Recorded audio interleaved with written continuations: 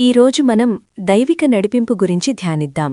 మన జీవిత ప్రయాణంలో ఒక్కోసారి మార్గం తెలియక చీకటిలో ఉన్నట్లుగా అయోమయానికి గురవుతుంటాం. అటువంటి సమయాల్లో దేవుని వాక్యం మనకు గొప్ప భరోసానిస్తుంది. పరిశుద్ధ గ్రంథము నుండి కీర్తనలు 119, 105 ఈ విధంగా చెబుతోంది: నీ వాక్యము నా పాదములకు దీపమును, నా త్రోవకు వెలుగునైయున్నది. దేవుని వాక్యము మన జీవిత ప్రయాణంలో ఎదురయ్యే చీకటిని పారద్రోలే వెలుగు. అది మనం వేసే ప్రతి అడుగుకు తక్షణ మార్గదర్శిగా ఉండటమే కాకుండా మన భవిష్యత్తుకు స్పష్టమైన త్రోవను చూపే వెలుగుగా కూడా నిలుస్తుంది. ఈ లోకపు గందగోళంలో మనం త్రోవ తప్పిపోకుండా ఆయన వాక్యము మనకు నిరంతర ఆశ్రయాన్ని, ధైర్యాన్ని ఇస్తుంది. మన అడుగులు తడబడకుండా ఉండాలంటే దైవిక నడిపింపు ఎంతో అవసరం.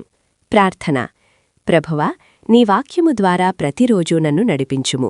నా జీవితపు కష్టకాలపు చీకటిలో నేను తడబడకుండా నీ సత్యము నా మార్గమును వెలిగించునట్లు చేయుము. నీ చిత్తప్రకారము నడవడానికి నాకు సహాయము చేయుము. ఆమేన్.